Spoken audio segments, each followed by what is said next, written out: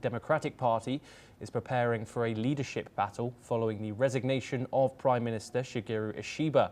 The next LDP president is no longer guaranteed to become premier, as the coalition has lost majorities in both parliamentary chambers, leaving open the slim possibility of an opposition leader taking power.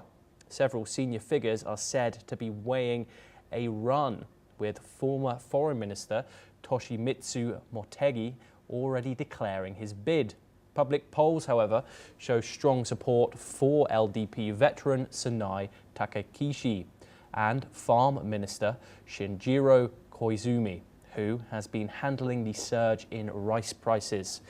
Kobayashi, a former economic security minister, also has laid out key policy priorities should he win the LDP leadership, including abolishing the extra gasoline tax, considering a consumption tax cut, launching an income tax overhaul and tightening foreign purchases of Japanese land and companies. He stressed that monetary policy is a matter for the BOJ, but expects a shift if Japan enters a growth phase. We're now joined by Dr. Arthur Chadha Ritsuhumakan. He joins us from Ritsuhumakan University in Kyoto, Japan. Thank you very much for joining us here on the program. Could you tell us a little bit more about who we are expecting the new leader, the new premier of Japan to be, since Shigeru Ishiba has chosen to resign, and what are the leading issues at the front of the Japanese people's minds, Dr. Chadka? Thank you so much for that question. Well, it's a tough one to answer who could be expected to win the elections, but we do have some tough competition here in Japan. And as you mentioned, Prime Minister Shigeru Ishiba, he was in some measures, one could say he was forced to resign.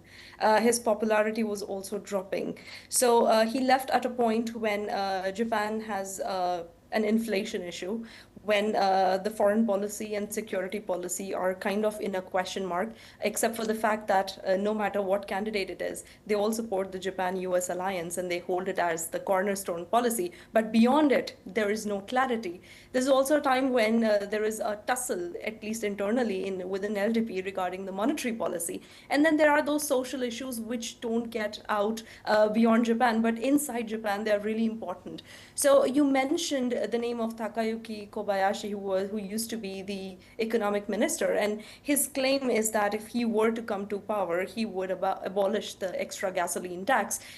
He feels that it is not only because Japan is doing something wrong, that there is an inflation issue. It's also partly because of the Russia-Ukraine conflict. And so geopolitics is in a way playing out domestically in Japan, and they're putting their hands up and saying, we just cannot solve it right away like that. It's no longer Abenomics period where Prime Minister Abe, Shinzo Abe, who has been quite a popular Japanese prime minister outside and inside Japan, he claimed that his economic policies would solve the issues. It did not.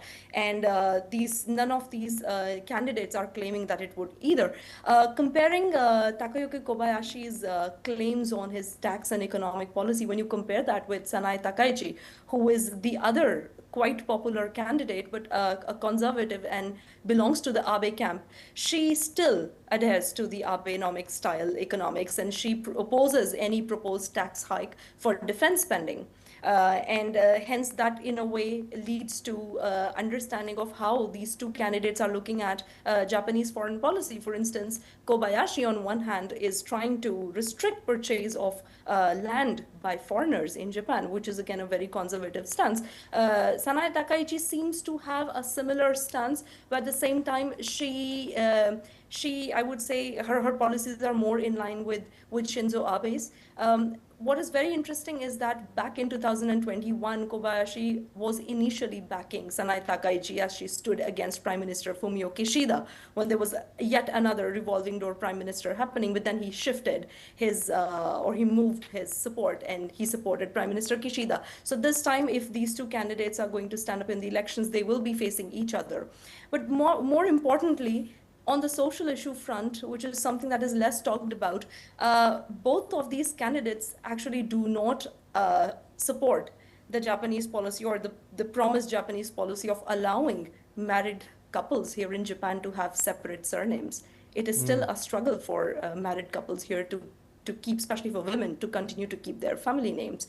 And the only candidate who has been very positive about bringing about that sort of a social overhaul or cultural change is Shinjiro Koizumi, who is considered to be more of a reformist and less of a conservative compared to the two candidates.